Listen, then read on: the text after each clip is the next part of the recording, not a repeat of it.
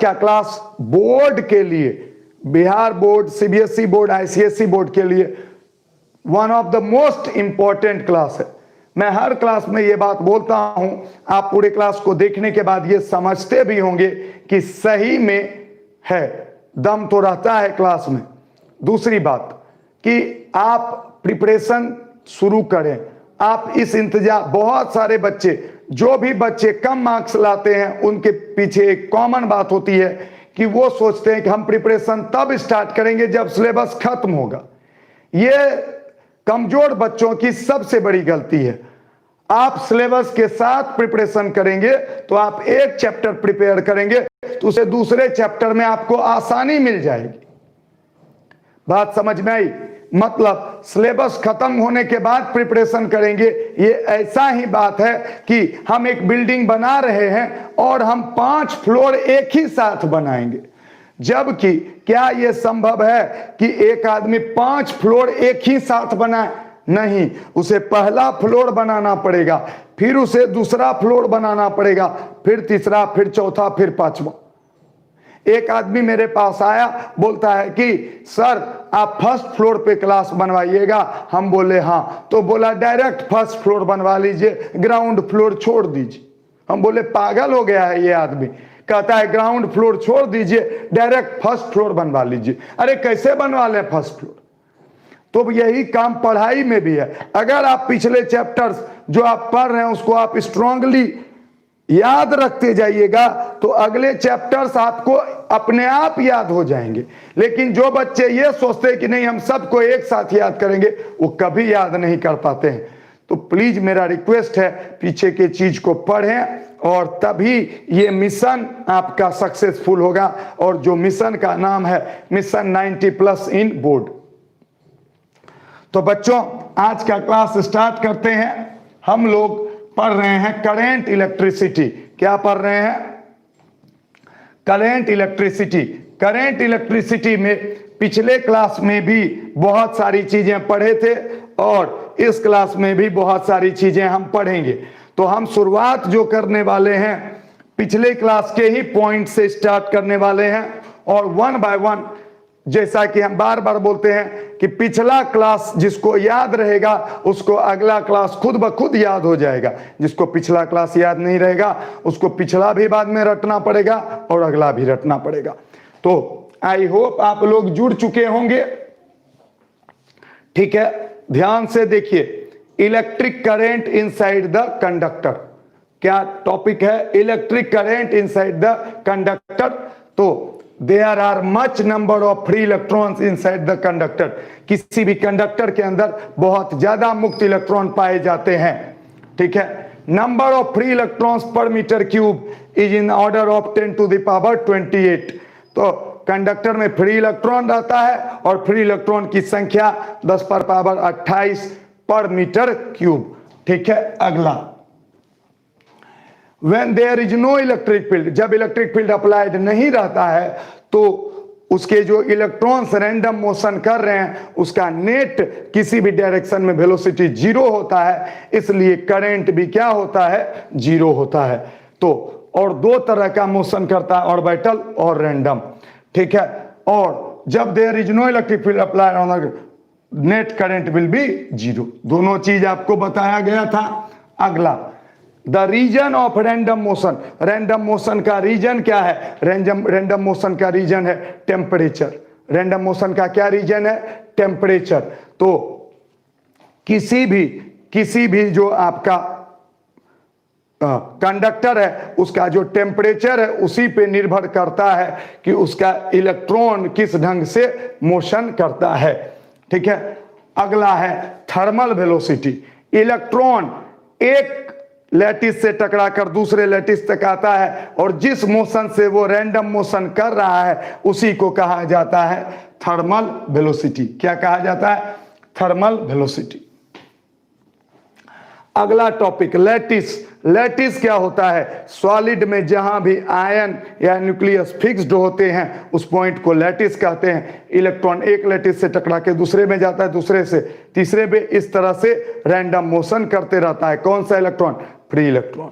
ठीक है, अब आया रिलैक्सेशन टाइम। क्या आया? Relaxation time. रिलैक्सेशन टाइम किसको कहते हैं? इलेक्ट्रॉन एक जगह से टक्कर करके दूसरे जगह आता है, उसमें जो समय लगता है उसी को कहा जाता है रिलैक्सेशन टाइम। इलेक्ट्रॉनों के द्वारा दो लगातार टक्करों के बीच लगा समय रिलैक्सेशन टाइम, जिसमें कि बहुत इंपॉर्टेंट बात पढ़ाए थे, tau inversely proportional to temperature. ठीक है, इसका मतलब क्या हुआ? इसका मतलब हुआ टाउ यानी कि रिलैक्सेशन टाइम इनवर्सली प्रोपोर्शनल है किसके? टेम्परेचर के। इसका मतलब क्या हुआ? ध्यान से सुनिएगा कि टेम्परेचर बढ़ाइएगा तो घट जाएगा, यानी टेम्परेचर बढ़ने से उसका स्पीड बढ़ जाता है, जिसके चलते वो जल्दी जल्दी टक्कर लगाने लगता है। तो टॉ इनवर्सली प्रोपोर्शनल टू टेम्परेचर, और ये आपको याद रखना है, बहुत इंपॉर्टेंट। अगला ध्यान से सुनिए, electrons collide with the lattice इन इलास्टिकली। इलेक्ट्रॉन्स जो टकराता है लैटिस पे वो इन इलास्टिकली टकराता है। अच्छा, ये बात हम बार बार बोल रहे हैं, ये जो भी चीज अभी पढ़ा रहे हैं ये सब ऑफलाइन में नहीं होगा पढ़ाई, ये सब चीज ऑफलाइन में नहीं होगा पढ़ाई। अगर कोई बच्चा ये सब चीज ऑनलाइन में छोड़ रहा है तो उसको ये चीज ऑफलाइन नहीं मिलेगा, बाद में ऑनलाइन भी नहीं मिलेगा। ये बात आप समझ लें प्लीज, आई रिक्वेस्ट, बात को समझें।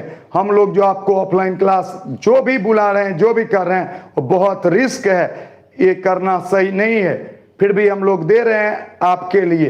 ठीक है, ये सारी चीजें आपको ऑफलाइन नहीं मिलेंगी। ठीक, mean free path. Mean free path किसको कहते हैं?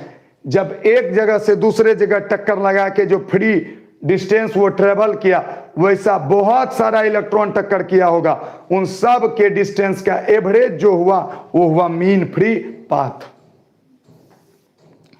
Now drift velocity. Drift velocity किसको कहते हैं? बहुत अच्छा आपको एग्जांपल देके समझाए थे कि मक्खियां उड़ रही हैं तो वो हुआ उसका रैंडम मोशन। हवा चलने लगा, उसके चलते उड़ती हुई मक्खियां यानी रैंडम मोशन करती हुई मक्खियां शिफ्ट होने लगी, दैट इज कॉल्ड ड्रिफ्टिंग। और जिस वेलोसिटी से वो शिफ्ट हो रहा है उसको कहते हैं ड्रिफ्ट वेलोसिटी। तो when electric field applied to the conductor then its free electrons gets drifted. Free electrons drift करता है opposite to the electric field. Electric field इधर होगा तो इलेक्ट्रॉन इधर जाएगा, इलेक्ट्रिक फील्ड इधर होगा तो इलेक्ट्रॉन इधर जाएगा, क्योंकि इलेक्ट्रॉन पर इलेक्ट्रिक फील्ड के अपोजिट फोर्स लगता है। ठीक है, तो इसको देखिए क्या लिखे हैं, the average velocity of shifting. यहां ऑफ छूटा हुआ है, इसको कर लीजिए, शिफ्टिंग ऑफ। तो the average velocity of shifting of free electrons due to electric field is called drift velocity. Is called drift velocity. जो ड्रिफ्ट करने का जो एवरेज वेलोसिटी है that is called drift velocity. जब किसी चालक पर विद्युत क्षेत्र आरोपित किया जाता है तो इसके मुक्त इलेक्ट्रॉन विद्युत क्षेत्र की विपरीत दिशा में स्थानांतरित करने लगते हैं। ठीक है, चालक के अंदर मुक्त इलेक्ट्रॉनों का विद्युत क्षेत्र के कारण स्थानांतरण के औसत वेग को अपवाह वेग कहते हैं। चालक के अंदर मुक्त इलेक्ट्रॉनों का विद्युत क्षेत्र के कारण स्थानांतरण के औसत वेग को क्या कहते हैं? अपवाह वेग। तो इतना हम लोग पिछले क्लास में पढ़ चुके हैं। आज जो हम लोग को पढ़ना है दैट इज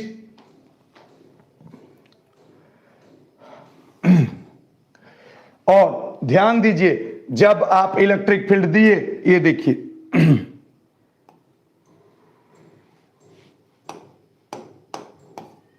ये देखिए, ये है आपका इलेक्ट्रॉन। ये इलेक्ट्रॉन यहां से यहां आने वाला था, पर जैसे ही इलेक्ट्रिक फील्ड अप्लाई हुआ ये इलेक्ट्रॉन यहां ना पहुंच के यहां पहुंच गया, तो this distance is called drift.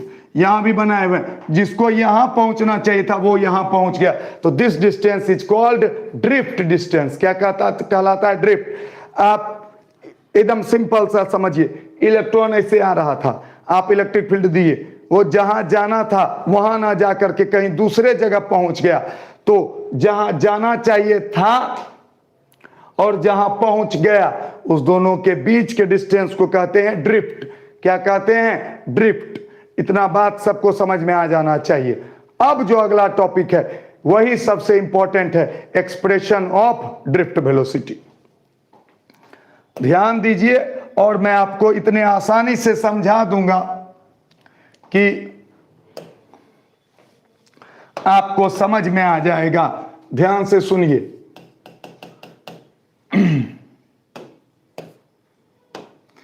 Expression of drift velocity बहुत इजीली मैं आपको समझाऊंगा। ध्यान से सुनते रहिए, आपको 100% समझ में आएगा। बच्चों, आज का क्लास, आज का जो इंपॉर्टेंट टॉपिक है वो शुरू हो चुका है। अभी तक जो बताया था वो कल का बात था। अगर आप कल का क्लास नहीं भी किए थे तो रिवाइज हो गया, नहीं तो आप रिवाइज कर सकते हैं।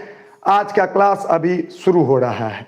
ध्यान से सुनिए। एक्सप्रेशन ऑफ ड्रिफ्ट वेलोसिटी बहुत ही आसान चीज है। 2-3 चीज मैं आपसे पूछता हूं। क्या आप ये फॉर्मूला जानते हैं? v = u + at? हाँ या ना? ये 9th का फॉर्मूला है। Final velocity = initial velocity plus acceleration into time. और एक इक्वेशन है s = ut + ½ at²। क्या ये नहीं जानते हैं? चलिए, ये दोनों आप लोग जानते हैं। ध्यान से सुनिएगा, आपको लगेगा कि ये क्या बात है, और यही बात है। आप बताइए, फोर्स बराबर कोई अगर चार्ज है Q और इलेक्ट्रिक फील्ड में रखा गया है तो फोर्स कितना होगा? जल्दी बताइए। F = कितना होगा? फास्ट। F = कितना होगा? Q × जल्दी बताइए। F = कितना होगा? Q × E। F = कितना होता है? Q × पर अगर यही इलेक्ट्रॉन हो तो इलेक्ट्रॉन पर किधर फोर्स लगता है? इलेक्ट्रॉन, ये सब किस क्लास, ये सब पीछे का चीज है या नहीं है? तो इलेक्ट्रॉन पर किधर फोर्स लगेगा? अपोजिट। इलेक्ट्रॉन पे किधर फोर्स लगेगा? और उसके लिए लिखेंगे E × E। और आप एक चीज जानते होंगे, F = ma। ध्यान देखिए फिजिक्स का सुंदरता। ये चीज 9th का, ये चीज पिछले चैप्टर का, ये भी चीज 9th का। यानी कि या तो पिछले चैप्टर का चीज बता रहे हैं, नहीं तो 9th का चीज बता रहे हैं। और प्रूफ किस चीज का कर रहे हैं? आज। तो that is the beauty of physics. अगर आपको पीछे का चीज बढ़िया से पता है, अगला चीज तुरंत समझ में आ जाएगा। F = ma। तो m = कितना हो जाएगा? सॉरी, a = कितना हो जाएगा? F/m। ठीक है। अब सोचिए, एकदम सिंपल सा अगर आपसे सवाल पूछा जाएगा, सोच के बताइएगा कि ये इलेक्ट्रिक फील्ड है, यहां एक इलेक्ट्रॉन है, इसका मास है m। ठीक है, तो बताइए इसका एक्सेलरेशन। तो एक्सेलरेशन निकालने के लिए आप क्या कीजिएगा? सबसे पहले आप फोर्स निकालिएगा। तो फोर्स = हो जाएगा E × E। फोर्स निकल गया। और आप जानते हैं कि फोर्स बराबर होता है मास × एक्सेलरेशन। तो फोर्स मेरा कितना आया? E × E। तो हम लिख सकते हैं E = m × a। सोच के देखिए, ये जितना भी चीज बोल रहे हैं, ये चीज बहुत ही बेसिक है या नहीं? आपको इसका एक्सेलरेशन निकालना था। आपको इसका क्या निकालना था? एक्सेलरेशन। आप फोर्स निकाल लिए और जानते हैं फोर्स बराबर मास × एक्सेलरेशन। तो एक्सेलरेशन बराबर क्या हो जाएगा? फोर्स बटे मास। हाँ या ना? एक्सेलरेशन बराबर क्या होगा? E/m। इतना बात सबको समझ में आया? जल्दी बताइए हाँ या ना। वेरी गुड गुलशन, वेरी गुड, बहुत बढ़िया बहुत बढ़िया। सारे बच्चे बहुत बढ़िया। तो जितने भी बच्चों को ये समझ में आ गया, वो आप समझो कि उसको 100% ड्रिफ्ट वेलोसिटी अभी तुरंत समझ में आ जाएगा। ठीक है, ध्यान दीजिए, यही सब चीज वहां करना है। अब देखिए ध्यान से, ये एक कंडक्टर है, ये क्या है, एक कंडक्टर। तो इसमें तो भैया कोई इलेक्ट्रॉन होगा, फ्री इलेक्ट्रॉन, वो मूव कर रहा होगा ऐसे ऐसे, अरे हाँ या ना, ये तो इलेक्ट्रॉन फ्री इलेक्ट्रॉन। अब इसमें हम दे देते हैं एक इलेक्ट्रिक फील्ड, क्या दे देते हैं, इलेक्ट्रिक फील्ड। तो इस इलेक्ट्रिक फील्ड की वजह से, इस इलेक्ट्रिक फील्ड की वजह से जो इलेक्ट्रॉन यहां पहुंचना चाहिए था, जो इलेक्ट्रॉन यहां पहुंचना चाहिए था, वो इलेक्ट्रॉन कहीं और पहुंच जाएगा, हाँ या ना। This is called drift, this is called drift. तो अब इस इलेक्ट्रॉन का आपसे पूछेगा बताइए एक्सेलरेशन, तो इधर फोर्स पता है F इक्वल टू कितना, E इंटू ई, तो एक्सेलरेशन इक्वल टू हम लिख सकते हैं E बाय एम। जल्दी बोलिए, अभी तुरंत पढ़े, एक्सेलरेशन इक्वल टू आ गया E बाय एम। कोई कंफ्यूजन? अच्छा, आपको क्या सिखाए थे कि इलेक्ट्रॉन सब ऐसे ऐसे रैंडम मोशन करते रहता है, तो उसका एवरेज वेलोसिटी इनिशियली कितना होता है, जीरो। इनिशियली एवरेज वेलोसिटी कितना होता है, जीरो। अच्छा, क्यों होता है जीरो, ये भी समझ लीजिए एक बात। ये कंडक्टर है, अब कोई इधर आ रहा है तो कोई इसका उल्टा जा रहा है, कोई नीचे आ रहा है तो कोई ऊपर आ रहा है, कोई इधर आ रहा है तो कोई इधर आ रहा है, तो सारे वेक्टर एक दूसरे को कैंसल कर देंगे या नहीं कर देंगे, तो एवरेज वेलोसिटी क्या हो जाएगा, जीरो। तो u का मान कितना आ जाएगा, जीरो। अब देखिए ध्यान से समझिए, इसको आने में जो टाइम लगता है उसको क्या कहते हैं, टॉ। टॉ मतलब रिलैक्सेशन टाइम, दैट्स ऑल। क्या ये समझने में दिक्कत है, क्या ये समझने में दिक्कत है या ये समझने में? अगर इस तीनों में कोई दिक्कत नहीं है तो आप लिख दीजिए v बराबर u plus a T, you का मान जीरो, तो वी डी इसी को बोल देंगे, a का मान क्या लिख देंगे, ई बाय एम, और t का मान क्या लिख देंगे, tau. That is the formula of drift velocity. आप सोच के देखिए, ये एक मजाक से क्या ज्यादा है, सोचिए, यही आपको पता चलेगा कि चीजें कितनी आसान हो सकती हैं। समझे?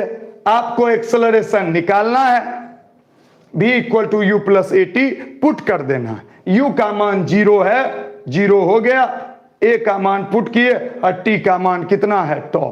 बात समझ गए? This is called drift velocity, this is called drift velocity. But ये जो है ये एनसीईआरटी की, एनसीईआरटी बेस्ड है, एनसीईआरटी में ये दिया गया है। लेकिन अब हम आपको वो भी बताएंगे जो एचसी वर्मा साहब में दिया हुआ है। ये कहां दिया हुआ है, एनसीईआरटी में। तो आपको एग्जाम में पूछेगा तो आप यही बना दीजिएगा। लेकिन अब हम थोड़ा सा एचसी वर्मा साहब इसको कैसे बताए हैं वो भी हम आपको बता देते हैं, जिससे कल के दिन आप एचसी वर्मा का बुक अगर खोलते हैं तो आपको परेशानी ना हो, आपको परेशानी ना हो। बात समझ गए? तो चलिए अब हम एचसी वर्मा वाला साहब वाला बताते हैं, समझाते हैं। एचसी वर्मा ने क्या किया, एचसी वर्मा साहब ने क्या किया, उनको पता था कि ड्रिफ्ट वेलोसिटी इक्वल टू होता है एवरेज स्पीड। क्या होता है, एवरेज स्पीड। तो ध्यान से सुनिए, एवरेज स्पीड बराबर होता है total distance by total time. तो उन्होंने क्या किया, गौर से देखिए, टोटल डिस्टेंस, तो ये हुआ डिस्टेंस, इसको मान लिया x, तो x। अब बाय टाइम कितना लगा है, यहां से यहां ने टॉ लगता, उतने देर में ये कहां पहुंच गया, यहां, यानी ये डिस्टेंस जो वो ड्रिफ्ट किया है उस ड्रिफ्ट में कितना टाइम लगा है, टॉ, यानी कि x बाय कितना, टॉ। अब उसको उन्होंने x का मान कैसे निकाला, बस यही, तो s equal to u t plus half a t square. ये भी जानते हैं, u का इसी को माना x, u का मान 0 इंटू टी यानी कि टॉ प्लस हाफ इंटू ए इंटू टॉ स्क्वायर, तो x बराबर आ गया हाफ। गौर से देखिए, a के जगह पे तो आपको पता है a equal to E by कितना है, m, तो E by M into tau square. गौर से देखिए, इन्होंने सबसे पहले क्या निकाला? ड्रिफ्ट। ये क्या निकला? ड्रिफ्ट। एनसीईआरटी ने ड्रिफ्ट नहीं निकाला, डायरेक्ट फॉर्मूला लगा दिया। इन्होंने सबसे पहले क्या निकाला? ड्रिफ्ट। और अब एवरेज स्पीड के लिए तो VD इक्वल टू लिख दिया x यानी हाफ EE/m टॉ स्क्वायर, अब बटे टॉ, टॉ टॉ कैंसल, तो इनके हिसाब से VD बराबर आ गया हाफ EE/m इंटू टॉ, यानी इसमें हाफ नहीं आया, इसमें हाफ आया। That is the difference between NCERT and HCV। ये बात एकदम, आप अगर अच्छे स्टूडेंट हैं तो आपको ये दोनों बात समझ लेनी पड़ेगी। भले आप एग्जाम में ये लिख दीजिए, पर HC वर्मा साहब ने भी जो बताया है उसका भी महत्व है। बात समझ में आई? तो इसमें हाफ आया है, इसमें हाफ नहीं आएगा। अब आप पूछिएगा कि सर तब सही कौन है? You can go through the books, book में जाके देख सकते हैं। तो आप पूछिएगा सर सही कौन है, तो सच पूछिए तो मेरे अंदर इतनी काबिलियत नहीं है कि हम या तो एनसीईआरटी को गलत कर दें या HC वर्मा को गलत कर दें। आई एम सॉरी, इस बारे में हम आपको कुछ नहीं बोल सकते हैं कि इसमें सही कौन है और गलत कौन है। हमने दोनों के बारे में बता दिया। हम आपको रिकमेंड करेंगे कि बिहार बोर्ड या बोर्ड में आप इसका उपयोग करें, और अगर कॉम्पिटिटिव एग्जाम्स में इसकी जरूरत पड़ती है तो HC वर्मा साहब का यूज करें। हम इतना अपने तरफ से आपको रिकमेंडेशन दे सकते हैं। हमारे पास इतनी क्वालिटी नहीं है कि हम दोनों में किसी को भी गलत कह सकें। जबरदस्ती वाली बात नहीं होनी चाहिए। तो इनका VD आ गया हाफ EE/m इंटू टॉ, और इनका VD आ गया EE/m इंटू टॉ। कोई दिक्कत नहीं है, आपको दोनों आना चाहिए, आपको दोनों। इन्होंने क्या किया? डायरेक्ट निकाला, इन्होंने क्या किया? एवरेज निकाला।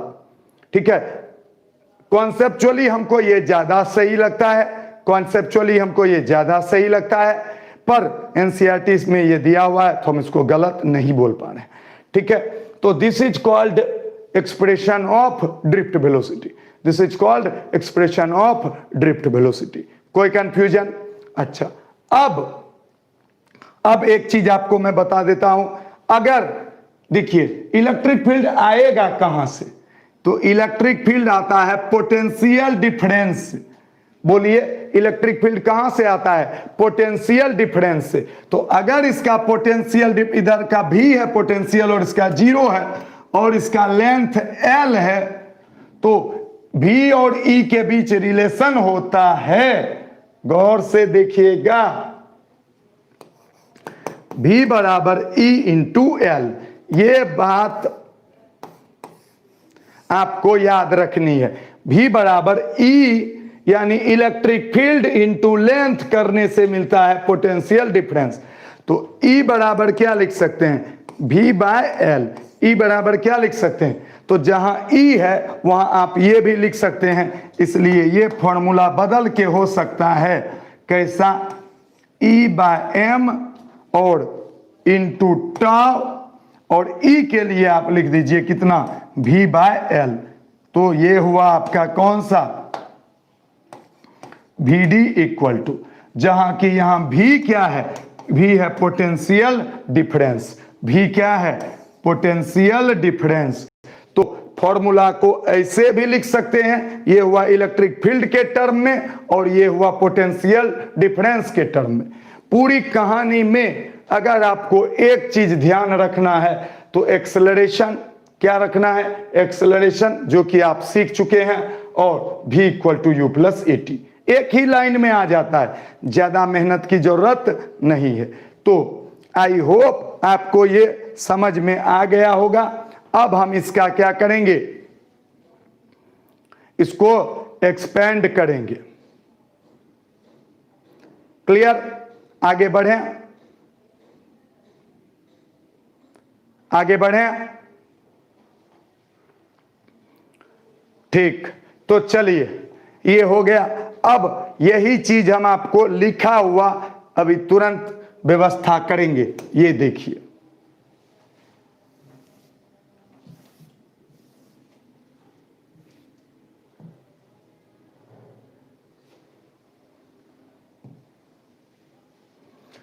ध्यान दीजिए, this is the drift velocity.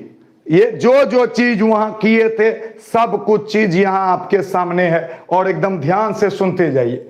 The average velocity of shifting of free electrons due to electric field is called drift velocity. आपको पहले कल भी बता चुके हैं, आज भी बता दिए। अब when there is no electric field applied, ये भी कल बता चुके हैं, conductor, then net average velocity of free electrons is 0। तो u average equal to u1 plus u2 plus u3 plus un by n equal to 0। Clear? यहां तक चीज हम पहले बता चुके हैं। अब तो सबसे पहले एक इलेक्ट्रिक फील्ड अप्लाई करते हैं किस पे? कंडक्टर पर। इलेक्ट्रिक फील्ड का मान कितना लेते हैं? E। रिलैक्सेशन टाइम कितना लेते हैं? टॉ। चार्ज ऑफ इलेक्ट्रॉन कितना लेते हैं? E। और मास कितना लेते हैं? M। तो force applied on electron is F equal to minus E into E। Acceleration of electrons F by M E by M। तो एक्सेलरेशन हो गया, एक्सेलरेशन का mod E by M। That's all. ये चीज अभी तुरंत हम आपको समझाए, ये आ गया। ठीक है, जल्दी इसका स्क्रीनशॉट लीजिए।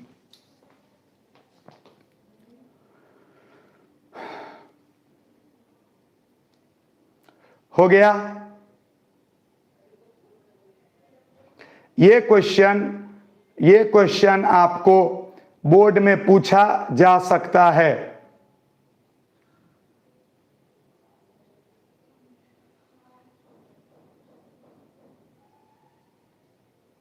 क्लियर? अब तो आप एक्सेलरेशन निकाल चुके हैं, यही सब चीज अभी हम किए थे। आप एक्सेलरेशन निकाल चुके हैं।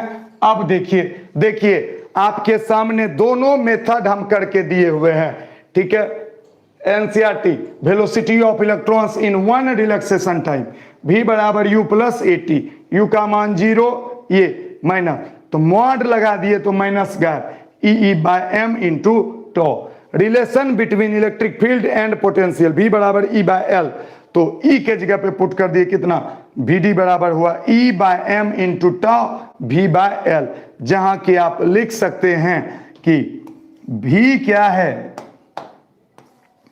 V है पोटेंशियल डिफरेंस, और Vd क्या है? Vd है ड्रिफ्ट वेलोसिटी।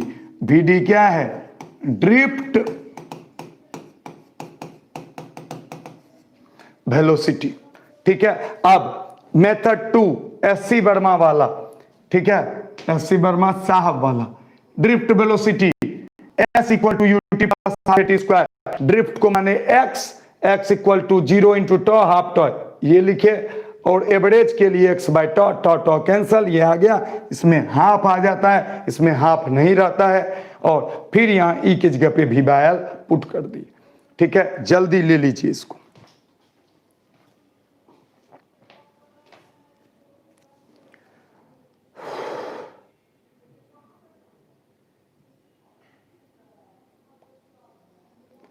तुरंत अगला, इसी हिंदी इंग्लिश के लिए ही हम क्या सोचे कि आपको भी देखिए सब कुछ समझा दिए। ठीक है, अब क्या होता है कि हिंदी वाले के समय इंग्लिश वाले को परेशानी, इंग्लिश वाले के समय हिंदी। आप इंग्लिश वाला हो गया, अब आएगा हिंदी। देखिए, किसी चालक पर आरोपित विद्युत क्षेत्र के कारण विद्युत क्षेत्र के विपरीत दिशा में मुक्त इलेक्ट्रॉनों के स्थानांतरण के औसत वेग को अनुगमन वेग कहते हैं। यदि चालक पर कोई विद्युत क्षेत्र आरोपित नहीं हो तो इसके मुक्त इलेक्ट्रॉनों का औसत वेग 0 होता है। U average equal to UN plus U2 plus equal to 0। ठीक है, माना कि किसी चालक पर ई विद्युत क्षेत्र आरोपित है, यदि इलेक्ट्रॉनों का श्रांति काल τ है, आवेश E तथा द्रव्यमान m है, तो इलेक्ट्रॉनों पर आरोपित बल, इलेक्ट्रॉनों का त्वरण, क्लियर सब कुछ। ये देखिए बहुत अच्छे से फोटो बना दिए। ये यहां से यहां आया, व्हाइट वाला है जब विद्युत क्षेत्र नहीं अप्लाइड था, और ग्रीन वाला है जब विद्युत क्षेत्र अप्लाइड था। तो पहुंचना था यहां, पहुंच गया यहां, दिस इज कॉल्ड ड्रिफ्ट, और इसको माने x। v है पोटेंशियल डिफरेंस, l है लेंथ।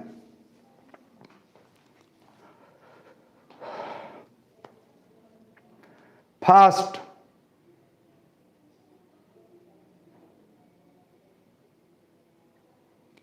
ठीक है, आगे बढ़े, आगे बढ़े, ये हो गया। अब सब कुछ फिर यहां एक श्रांति काल में इलेक्ट्रॉनों का वेग v equal to u plus 80, u का मान 0 पुट किए, ये आ गया पोटेंशियल डिफरेंस। 3 बार बता चुके हैं, अब तो आपको याद हो जाना चाहिए, जल्दी इसको लिख लीजिए। यह VBI लॉन्ग आंसर क्वेश्चन है, यह VBI लॉन्ग आंसर क्वेश्चन है। ठीक है, तो इसको आप अच्छे से प्रिपेयर कर लीजिएगा। ये वाला क्वेश्चन कैसे आएगा? ये वाला क्वेश्चन ऐसे आएगा, इस तरह से कहेगा कि अनुगमन वेग क्या है और इसका व्यंजक प्राप्त करें। क्या आएगा? अनुगमन वेग क्या है, what is drift velocity and find its expression. What is drift velocity and find its expression. बात समझ में आई? ठीक है, तो ये आएगा।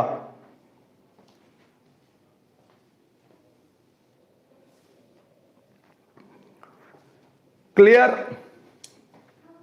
तो आई होप आपका समय थोड़ा तो जरूर बचा, थोड़ा तो जरूर बचा, नहीं तो ये लिखते लिखते ही आज का क्लास समाप्त हो जाता। और ट्रस्ट मी, इतना ये जो 4 पेज आपके सामने लिख के दिए हैं, ये लिखने में और भी 1-2 पेज मिला के 2 घंटे समय लगे हैं। तो और इसके लिए आपको जानकारी जस्ट इसलिए कि आपको समझ में आए कि नहीं टीचर आराम से नहीं, 2 बजे, रात के 2 बजे कंप्लीट करके सोए और फिर सुबह क्लास होता ही है, आपको पता ही है। तो प्रॉब्लम आप में और हम में ये है कि आपको लगता है कि ये जो आदमी है ये आराम से जिंदगी जी रहा है, आप मेहनत कर रहे हैं, पर आपका आत्मा जानता होगा कि आप मेरे क्या किसी भी टीचर के इतने मेहनत नहीं कर सकते। पर यही रीजन है कि आप देखते होंगे कि टीचर दिन ब दिन और बड़ा होते जाता है, स्टूडेंट उतना बड़ा नहीं हो पा रहा है, क्योंकि सोच बहुत विचित्र हो गया है। हम रात को 2 बजे जग सकते हैं आपके लिए, आप अपने लिए भी 2 बजे नहीं जग सकते। हम आपके लिए एक चीज को 5 बार बोल सकते हैं अपने लिए, क्योंकि आपके मन में यह सेट हो गया है कि इसका काम है हमको पढ़ना, जबकि आपको पढ़ना आपका काम है।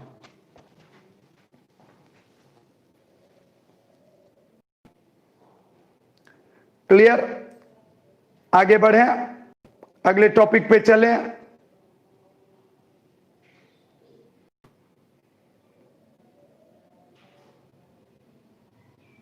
जल्दी बोलिए, चलें अगले टॉपिक पर। नेक्स्ट